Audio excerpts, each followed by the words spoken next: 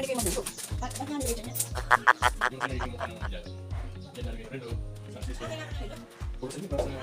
Ganitong time yung masarap makipagkwentuhan. Yung habang may nililigpit, ganun. Pag-usap kayo ng mga, kahit mga walang kwenta, basta magkasama kayo. Mga nonsense sa kwentuhan. Masaya.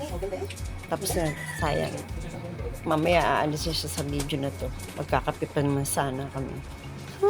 Asar.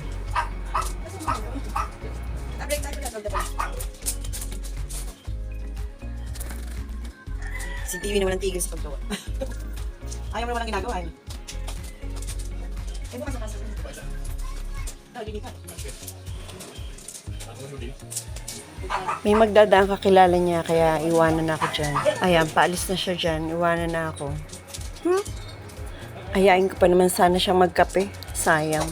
Umalis na. Bye-bye. Wala na, malis na yung kausap ko.